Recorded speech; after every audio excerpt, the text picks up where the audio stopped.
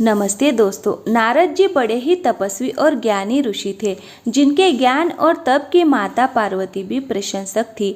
एक दिन माता पार्वती भगवान शिव से नारद मुनि के ज्ञान की तारीफ करने लगी।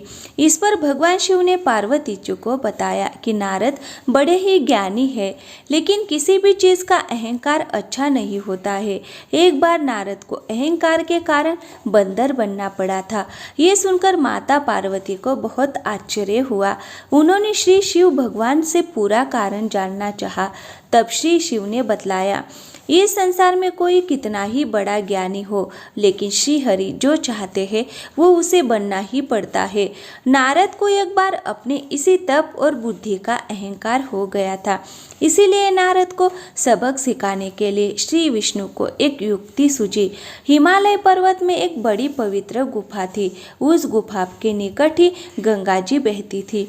वह परम पवित्र गुफा नारद जी को अत्यंत सुहावनी लगी। वहां पर के पर्वत, नदी और वन को देखकर उनके हृदय में श्री हरि विष्णु की भक्ति अत्यंत बलवती हो उठी और वो वहीं बैठकर तपस्या में लीन हो गए।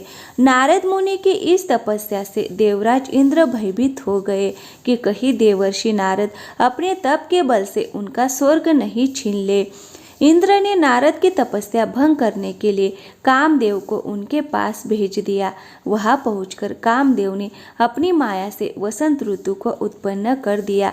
पेड़ और पत्ते पर रंगी बिरंगी फूल खिल गए, कोयले कूकने लगी और भौरे गुजार करने लगे। कामाग्नि को भड़काने वाली शीतल मंद सुगंध सुहावनी हवा चलने लगी। रंभा आदि अप्सराएं नाचने लगी, किंतु कामदेव की किसी भी माया का नारद मुनि पर कुछ भी प्रभाव नहीं पड़ा। तब कामदेव को डर सताने लगा कि कहीं नारद मुझे शाप न दे दे। इसीलिए उन्होंने नारद से क्षमा मांगी। नारद मुनि को थोड़ा भी क्रोध नहीं आया और उन्होंने कामदेव को क्षमा कर दिया। कामदेव वापस अपने लोक में चले गए। कामदेव के चले जाने पर नारद मुनि के मन में अहंकार हो गया कि मैंने कामदेव को जीत लिया। वहां से वो शिवजी के पास चले गए और उन्हें अपने कामदेव को हारने का हाल कह सुनाया। भगवान शिव समझ गए कि नारद को अहंकार हो गया है। शंकर जी ने सोचा कि यदि इनके अहंकार की बात विष्णु जी जान गए तो नारद के लिए अच्छा नहीं होगा। इसीलिए उन्होंने नारद से कहा कि तुमने जो बात मुझे बताई है उसे श्री हरि को मत बताना। नारद जी को शिवजी की ये बात अच्छी नहीं लगी। उन्होंने सोचा कि आज तो मैंने कामदेव को हराया है और ये भी किसी को नहीं बताऊं। नारद जी क्षीर सागर पहुंच गए और शिव जी के मना करने के बाद भी सारी कथा उन्हें सुना दी। भगवान विष्णु जान गए कि आज तो नारद को अहंकार ने घेर लिया है। अपने भक्त के अहंकार को वो सह नहीं पाते। इसलिए उन्होंने अपने मन में सोचा कि मैं ऐसा उपाय करूँगा कि नारद का घमंड भी दूर हो जाए और मेरी लीला भी चलती रहे।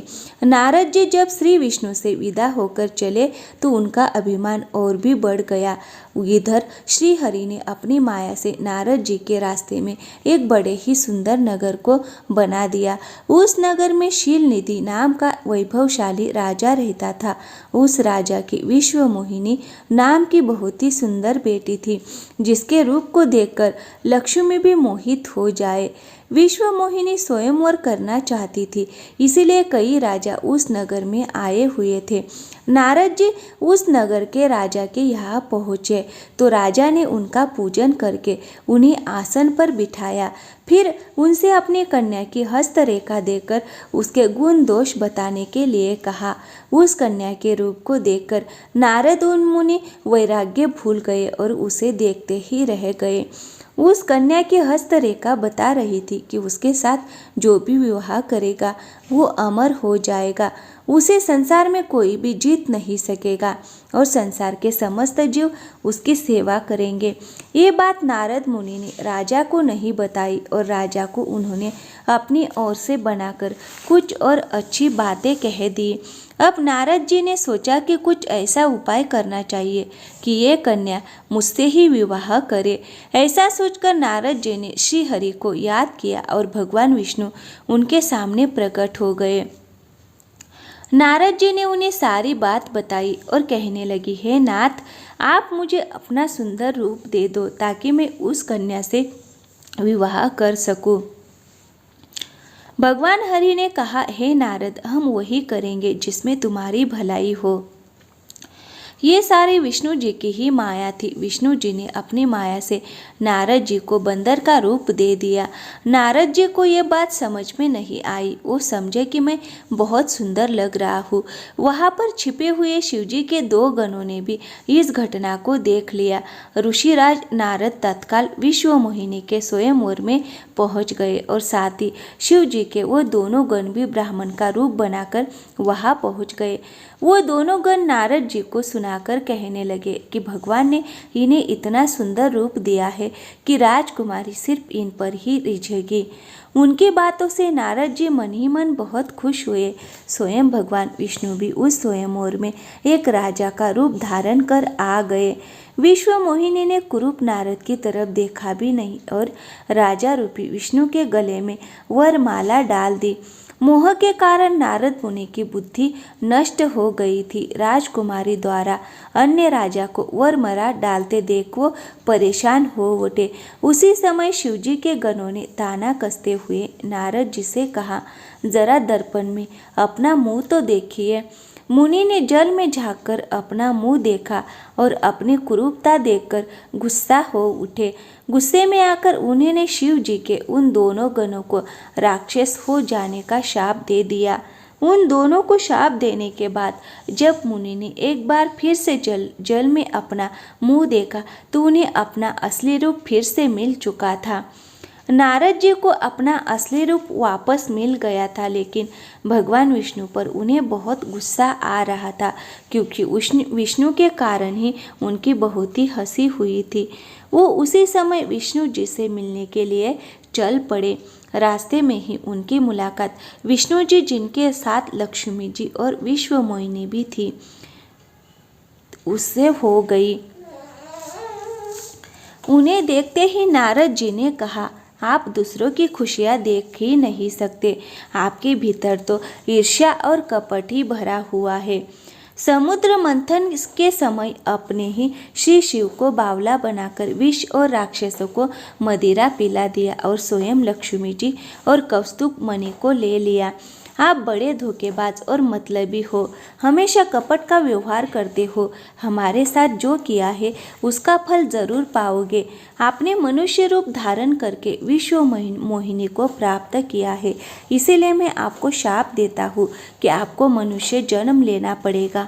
आपने हमें स्त्री से दूर किया है, इसीलिए आपको भी स्त्री से दूरी का दुख सहना पड़ेगा। और आपने मुझको बंदर का रूप दिया, इसीलिए आपको बंदरों से ही मदद लेना पड़े।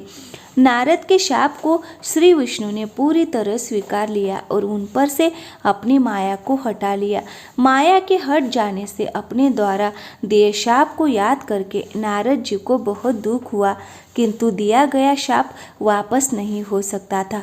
इसीलिए श्री विष्णु को श्री राम के रूप में मनुष्य बनकर अवतरित होना पड़ा। शिव जी के उन दोनों गणों ने जब देखा कि नारद अब माया से मुक्त हो चुके हैं तो उन्होंने नारद जी के पास आकर और उनके चरणों में गिरकर कहा, हे मुनिराज, हम दोनों शिव जी के गण हैं। हमने बहुत बड़ा अपराध किया है जिसके कारण हमें आपसे शाप मिल चुका है। अब हमें अपने शाप से मुक्त करने की कृपा करें। नारद जी बोले, मेरा श्राप झूठा नहीं हो सकता, इसलिए तुम दोनों रावण और कुंभकर्ण के रूप में महान ऐश्वर्यशाली, बलवान तथा तेजवान राक्षस बनोगे और अपनी भुजाओं के बल से पूरे विश्व पर विजय प्राप्त करोगे। उसी समय भगवान विष्णु राम के रूप में मनुष्य शरीर धारण करेंगे। युद्ध में तुम दोनों उनके हाथों से मारे जाओगे और तुम्हारी मुक्ति हो जाएगी। तो दोस्तों, कैसी लगी वीडियो? अच्छी लगी हो तो वीडियो को लाइक करें और हमारे चैनल को सब्सक्राइब ज़रूर करें। थैंक यू, धन्यवाद दोस्तों।